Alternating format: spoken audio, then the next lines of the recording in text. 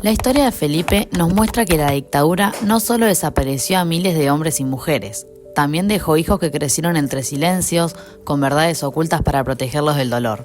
Su infancia fue un viaje marcado por la ausencia, por preguntas que tardaron años en tener respuesta. Y en esa ausencia está el reflejo de toda una generación arrebatada. Pero la vida de Felipe también nos recuerda la fuerza de quienes quedaron. Sus abuelos lo abrazaron, lo criaron y lo acompañaron, cargando sobre sí una pérdida inmensa. Como las madres y abuelas de Plaza de Mayo, transformaron el dolor en lucha y en memoria activa. En su historia personal se refleja lo que la dictadura no pudo destruir: el amor, la solidaridad y la resistencia.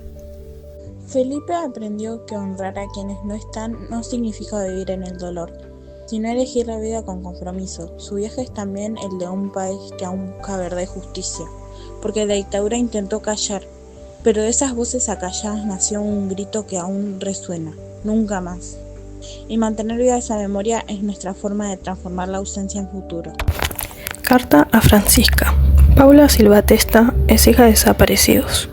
Ella realiza este relato para su hija Francisca. En el mismo le explica desde una mirada personal lo que fue vivir la dictadura cívico-militar en nuestro país. Con el propósito de transmitirle la historia de su familia para que Francisca conozca de dónde viene y por qué sus abuelos lucharon, Paula, la madre de Francisca, fue criada por sus abuelos de los 3 meses de nacida. Sus padres fueron Ana y Juan. La represión del Estado afectó a todos los militantes, familias y niños. Se ve la valentía de los abuelos de Paula, que la protegieron de los militares e incluso arriesgando sus propias vidas.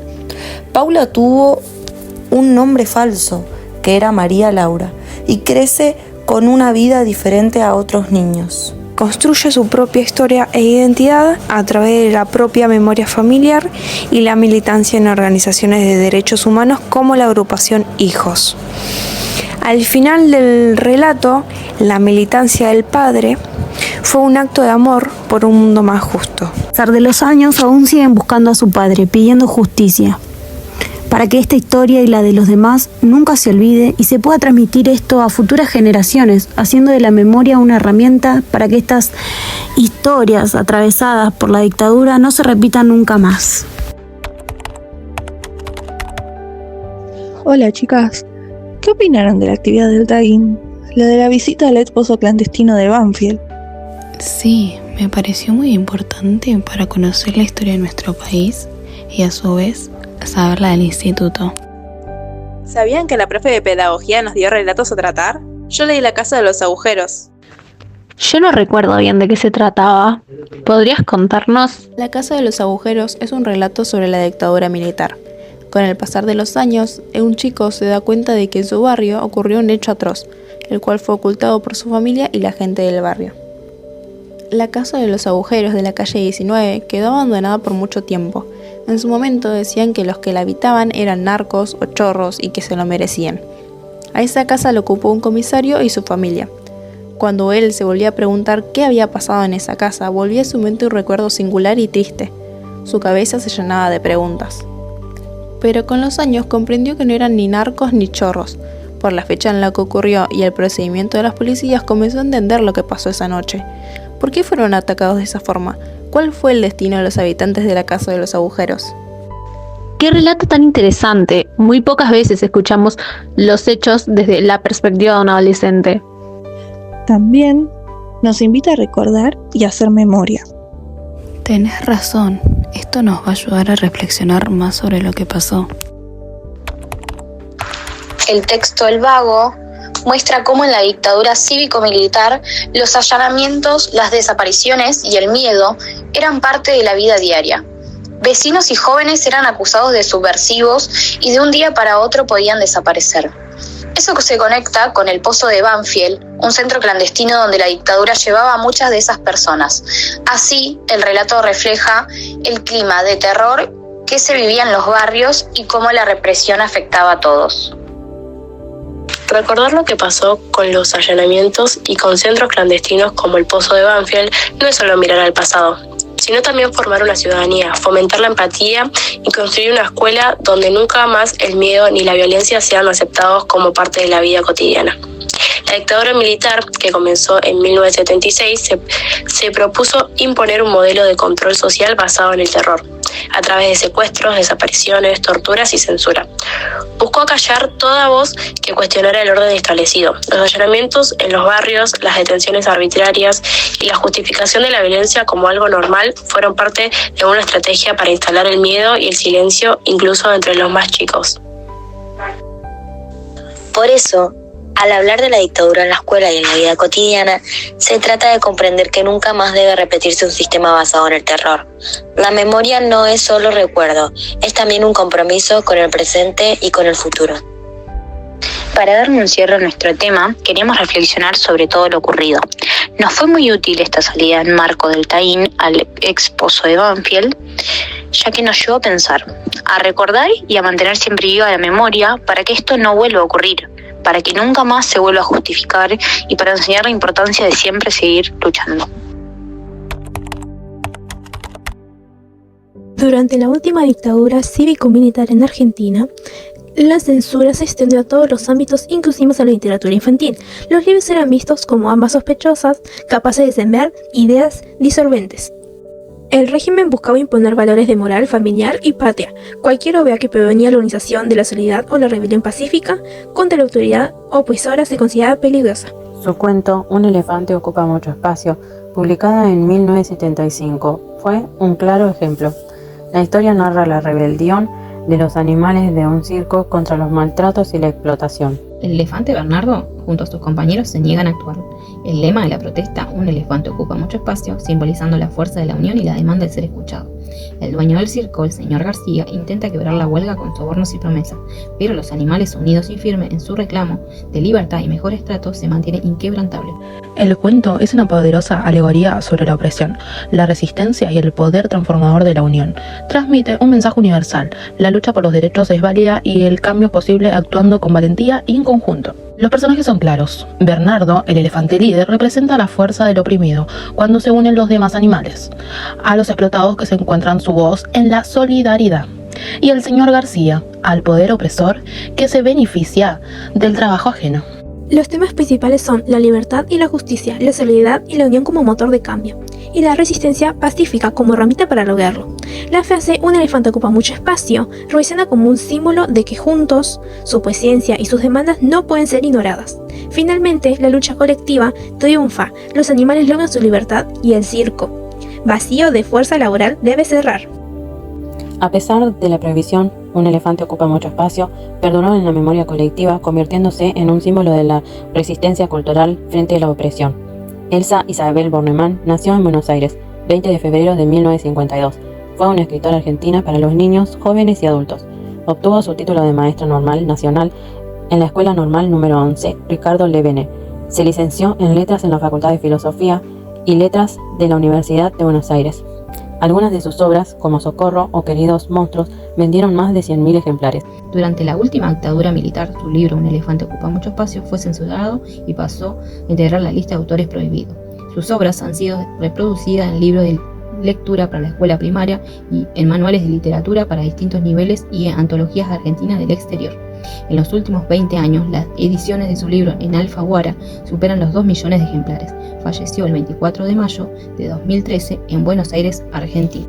Una de las bibliografías es Un espejo distraído, 1971, Un elefante ocupa mucho espacio, 1975, Cuadernos de un delfín, 1976, El libro de los chicos enamorados, 1977, Cuentos de Salto Canguro, 1977, El último mago, 1979, Un niño envuelto, 1981, Disparatario, 1983, Nada de tucanes, 1985, Los grandelines, 1985, Lisa de los paraguas, 1986, Socorro, 1988, La del Pago, 1990, Sol de Noche, 1990, Continuación de Sol de Noche, 1990, Queridos monstruos, 1991, No somos irrompibles, 1991, Los desamarilladores, 1991, Lobo Rojo y Caperucita Feroz, 1991, No hagan olas, 1993, Socorro 10, 1994, A la luna de punta, 2000, Mini antología de cuentos tradicionales, 2001, Amorcitos sub 14, 2003, Poemas para todos los días, 2004, Corazonadas, 2005, 34 lauchitas, 2009, Una trenza tan larga, 2009, 1000 grullas, 2011, Puro ojos, 2014, Un día, una brújula, 2015. Y esas son todas las bibliografías. La división perdida hace referencia a un hecho histórico y trágico de la historia argentina, transcurrido en el periodo del golpe cívico-militar, 1976-1983. En este contexto se dieron múltiples desapariciones, torturas y asesinatos por parte del poder hacia la oposición, al que pensara distinto, al que alzara la voz, entre otros. El nombre División Perdida alude a 31 personas desaparecidas, cifra similar a un curso, en el colegio ENAM de Banfield. Entre los desaparecidos había docentes y alumnos. El ENAM era un espacio donde había debate político, centro de estudiantes que militaban. Para el poder este era un foco de subversión, como también lo consideraban de modo de más de una institución. De toda la tragedia, contamos con una sobreviviente que logró contar lo ocurrido, María Silvia Bus. Ella fue testigo directo, ya que estuvo en un centro clandestino y fue estudiante del ENAM. Su declaración fue clave y su testimonio fue esencial para que la historia de la división perdida no se pierda y se distorsione. Sin ella, muchos detalles de cómo actuaba la represión sobre los estudiantes secundarios nunca se hubiera sabido, ni tampoco la complicidad institucional. Como venimos reflexionando con los relatos, nuestras compañeras han dado cuenta de solo algunos de los textos censurados de la última dictadura cívico-militar de nuestro país. Este recorrido que pretendemos hacer no es más que para seguir preguntándonos sobre las huellas que ha dejado esta historia en la memoria de todos y todas. Hablar de los libros, textos prohibidos, es hablar de un silencio impuesto por la fuerza. Aquellos textos considerados peligrosos no lo eran por su capacidad de hacer daño, sino por su contenido. En un contexto cargado de miedo, de persecución, estas obras nos hacían preguntas, nos invitaban a un encuentro con la otredad, alentaban a imaginar un mundo distinto. Los cuentos de Felipe, Carta de Francisca, La casa de los agujeros, El vago, Un elefante ocupa mucho espacio y La planta de Bartolo cobran un sentido especial si los pensamos desde la pedagogía en el marco de la última dictadura cívico-militar argentina. Durante esos años, el régimen buscó silenciar voces, controlar pensamientos y eliminar todo lo que representara libertad, imaginación o crítica. En ese contexto, la literatura infantil, y particularmente la de autores como Elsa Bornerman o María Elena Walsh, se convirtió en un espacio de resistencia. En Felipe y Carta de Francisca aparecen niños que preguntan, que sienten, que buscan respuestas. Esto se opone a la mirada autoritaria de la dictadura, que pretendían sujetos obedientes y sin pensamientos propios. Los relatos muestran la importancia de la palabra y del derecho a expresarse. La casa de los agujeros simboliza la posibilidad de imaginar lo que está prohibido o ausente, frente a un Estado que busca abandonar huellas estos agujeros. Se vuelve metáfora de memoria de lo que falta por persiste como pregunta. El vago denuncia a la sociedad, etiqueta e imagina a quienes no responden o a los mandatos de la productividad y la obediencia. Durante la dictadura, muchos trabajadores y militantes fueron perseguidos justamente por cuestionar esas lógicas. El cuento se convierte en un llamado a revisar críticamente los prejuicios y valorar la diversidad de modos de ser y vivir. El texto Un elefante ocupa mucho espacio es quizás el ejemplo más claro de resistencia. Fue prohibido por la dictadura porque muestra a un elefante que se revela y contagia a los demás animales su deseo de libertad. El cuento refleja la fuerza de acción colectiva y la amenaza que significa, para los poderes autoritarios, que los oprimidos se unan para transformar su identidad. La planta de Bartolo propone un mundo donde los bienes se comparten y la abundancia se distribuye. Frente a un modelo de dictadura basado en la concentración económica y la exclusión, la historia ofrece una utopía solidaria, un proyecto social contrario al individualismo impuesto por el régimen. No queremos olvidarnos de mencionar la división perdida del ENAM y mencionar a Alicia Parodi, que es una de las dos sobrevivientes de esta división, que sucedió en la última dictadura cívico-militar en Argentina, que en 1977 secuestró estudiantes de quinto año del bachillerato del ex ENAM de Banfield, provincia de Buenos Aires, que aún continúan desaparecidos. Esto se relaciona profundamente con las madres y abuelas de Plaza de Mayo en una lucha compartida por la memoria, los derechos humanos y la justicia. Son mujeres que desde distintos lugares han resistido el olvido, el silencio, la impunidad. Su coraje y persistencia nos enseñan que la memoria es un acto de amor, pero también de compromiso social y político. Las madres y abuelas luchan por recuperar la identidad de los nietos y los hijos desaparecidos. y Alicia, como sobreviviente, recupera también su identidad política y personal al reconstruir su historia. Ambas luchas están unidas por el deseo de recuperar lo que la dictadura intentó borrar: los vínculos, las historias y los proyectos de vida. Desde la pedagogía, estos relatos y vivencias nos invitan a reconocer que la literatura infantil no es neutra, transmite valores, abre preguntas y ofrece claves para pensar la libertad, la justicia y los derechos humanos. Como futuros docentes, leerlos en el aula nos permite recuperar la memoria, trabajar con los niños la idea de que en otro mundo es posible y reafirmar el compromiso con la formación de sujetos críticos, creativos y libres.